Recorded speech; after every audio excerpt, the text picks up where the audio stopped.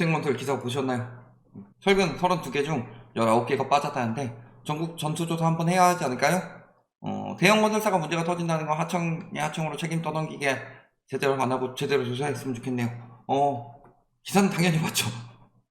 아시는 분들은 안다. 저기가 브랜드 가치는 좀 막 되게 있는 것처럼 이야기를 했는데 사실 신도시에 건설되는 저 브랜드의 아파트, 그렇죠?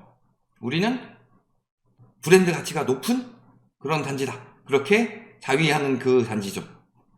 그래서 사실 저기보다 더 크게 터진 데가 있었죠. 거기 인명피해까지 있었죠, 광주에서.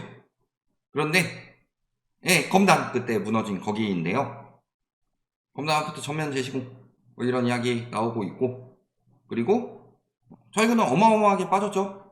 기둥 대부분이 많이 빠졌죠. 붕괴 사고 이런 이야기가 있는데 다른 데도 마찬가지죠. 좋지 않아요. 부실 비중이 유독 높은 건설사입니다. 그래서 자, 여기 시공 보시면은 문제 터진 합계가 나온 거예요. 자, 그랬을 때 압도적으로 높은 곳 중에 하나가 여기야.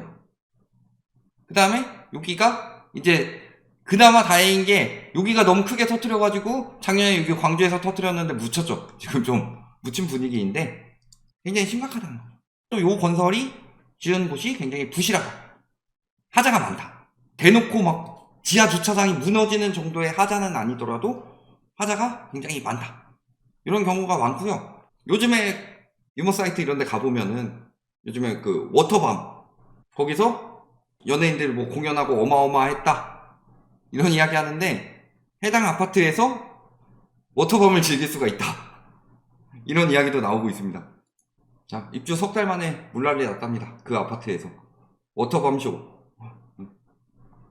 지금 지하주차장에 물고임, 카페 누수, 원인 등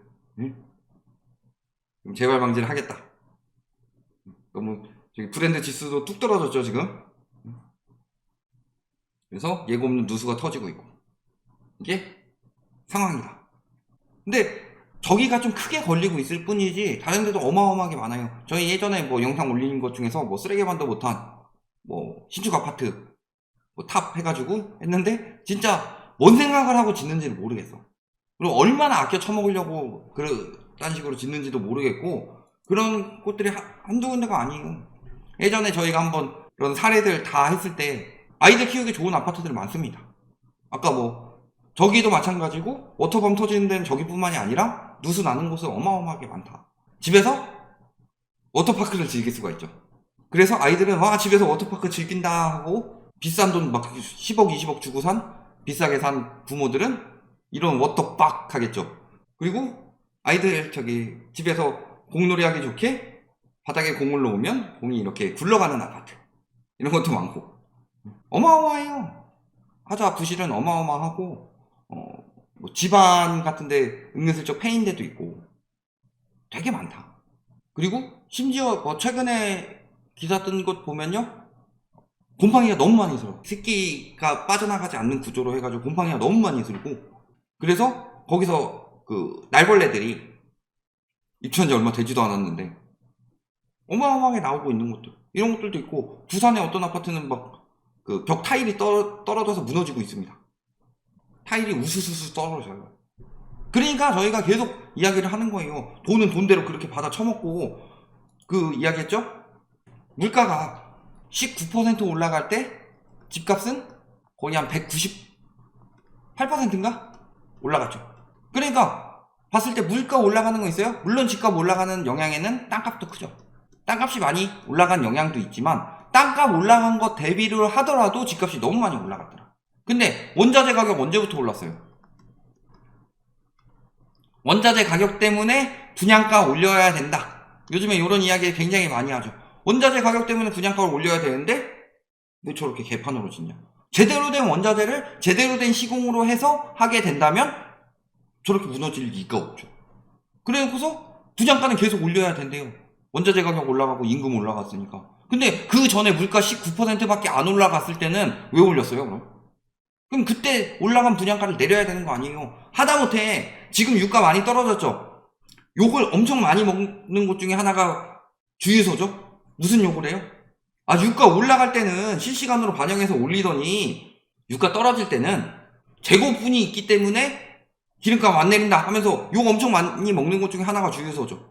근데 그런 이야기를 하는데 지금 주유소 어때요? 유가 내려가니까 그래도 내리고 있어요.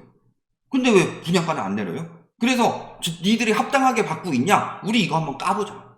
원가 공개해라. 이 이야기 하면은 원가 공개하면은 아파트가 부실해진대요. 그 가격에 맞춰야 돼서. 아니죠. 원가 공개하면 그 가격에 맞춰야 되니까 아파트는 어마어마하게 잘 지어지겠죠. 얼마 전에 그 무너졌던 여기에서 광주 아파트 무너졌을 때 뭐가 문제였어요? 뭐가 문제였어요? 시멘트, 불량 시멘트, 불량 레미콘. 이번에 검단 지하주차장 붕괴 뭐가 문제였어요? 철근. 이거 어디다 빼먹겠어요? 시공하는데 저게 안 들어갔다는 걸 모르고 그냥 짓는다? 공사를 뭐 하루 이틀 만에 뭐 3D 프린터로 짓는 것처럼 뭐 하루 이틀 만에 딱 해가지고 날림으로 짓는 거 아니고, 특히 아파트 같은 경우는 거의 뭐 한 2년 반, 3년 막 이렇게 걸려서 짓죠. 절감하려고 빼고 있는 거 아니에요. 그런 문제들이 생기는 거고, 물론 이 이전부터 계속 문제가 됐던 것들. 우리나라 지금 아파트에서 가장 많이 터지는 문제가 뭐예요? 가장 많은 불량이라고 말하기는 좀 그런데 사실은 불량 때문인데 사람들이 이제는 불량 때문이 아니라고 생각을 인식이 박혀가지고 사람들이 조심해야 된다. 이렇게 완전히 이미지를 바꿔버린 게 뭐예요? 층간소음. 층간소음이요. 제대로 된 자재로 제대로 지어봐라. 층간소음이 심한가. 위에서 막 집에다가 개인 헬스장 차려가지고 거기서 쇠질하지 않는 이상 저기 아직 뭐 학교도 가기 전에 애들이 뛰어다니고 뭐 이런 정도로 그것도 그 사람들이 또 장판에 깔죠. 방음 매트 같은 거 깔죠. 그럼에도 불구하고 층간소음이 뚫고 들어간다? 그거는 설계가 잘못된 거예요. 자재를 좋은 걸 안 쓴 거고. 근데 집값 얼마나 해요? 저기 뭐 강남 이런데 저기 이번에 둔촌주공 얼마 받았어요? 13억 막 이렇게 받았죠. 그것도 분양가고 거기에다가 이제 뭐 발코니 확장비니 이런 것들 다 붙여가지고 돈 어마어마하게 받을 거 아니에요. 그 돈이 다 어디로 빠져나간 거냐? 어디로 빠져나갔겠어요? 원청과 하청과 재하청이 있으면 여기서 먹고 건설은 여기서 하니까. 그러니까 여기서는 뭐 하는 거예요? 뛰어먹는 거지. 싸게 하는 거고 공기 단축하는 거고 원자재 조금씩 줄이는 거고. 그러니까 이 모양 이 꼴이 난 거예요. 왜 하청을 인정을 해주느냐? 하청을 못하게 만들어야지. 지들이 하겠다고서 토지 낙찰 받아가지고 지어요? 지들이 하겠다고 해가지고 조합이랑 협의해가지고 지어요? 근데 막상 짓는 건 여기서 짓죠. 개판으로 짓는 거지. 요즘 아파트들 태반이 그래요. 그 신축 아파트들을 분양가 더 올려야 된다고 하고 더 비싸게 받아야 된다고 하고 더 올라갈 거니까 지금이라도 싼 가격에 받으라고 하죠. 그 개판으로 지어놓고서. 그래서 우리 건설사들 죽습니다. 징징대고 있고 규제 풀어주세요. 부동산 PF 자금 좀 더 주세요. 이 난리 치고 있고. 그 정도 가격 돈 주고서 딴 나라에서 지어봐요. 어마어마하게 잘 지어주지. 공사비가 뭐 그렇게 많이 들어가요.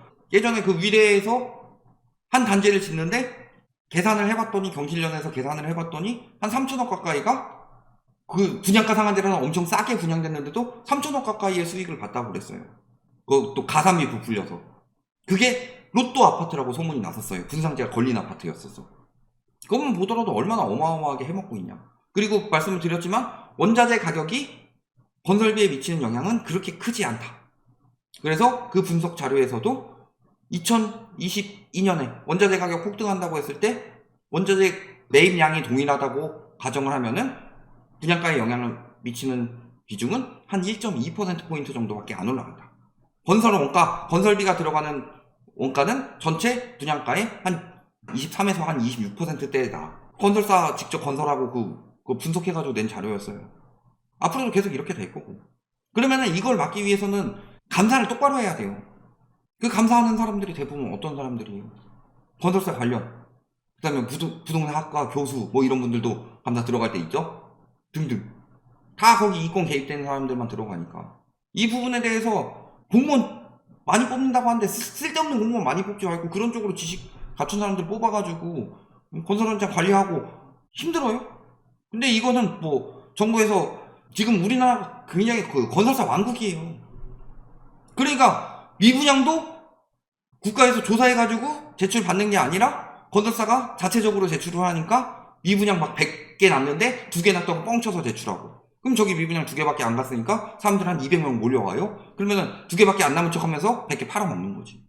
이번 두천주공도 솔직히 말씀드리면은 그거 완판 처음에 제대로 났을까요? 완판 안 났는데 났다고 기사에서 계속 띄워주고 건설사에서 그런 자료를 보내주니까 완판 났다.